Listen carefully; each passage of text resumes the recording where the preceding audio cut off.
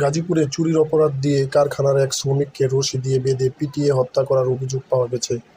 মারধরের ভিডিও সম্প্রতি ছড়িয়ে পড়ার পর কারখানার অনির্দিষ্টকালের জন্য বন্ধ ঘোষণা করেছে কর্তৃপক্ষ। এ ঘটনায় থানায় একটি মামলা হলেও জড়িত কারো নাম উল্লেখ করা হয়নি। এ মামলায় গতকাল রোববার রাতে এক ব্যক্তিকে গ্রেপ্তার করেছে পুলিশ।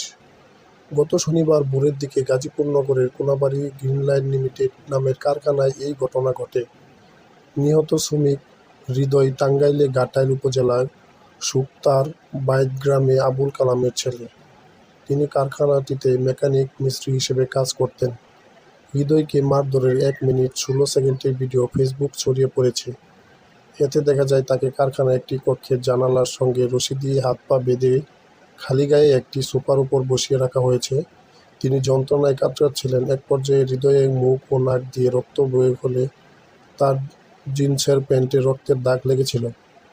ভিডিওর আরেকটি অংশে দেখা যায় হৃদয়কে হাত পা বাঁধা অবস্থায় একটি কক্ষ থেকে টেনে হিঁচড়ে বের করেছেন কয়েকজন। তাদের মধ্যে একজনের হাতে কাঠের লাঠি ছিল।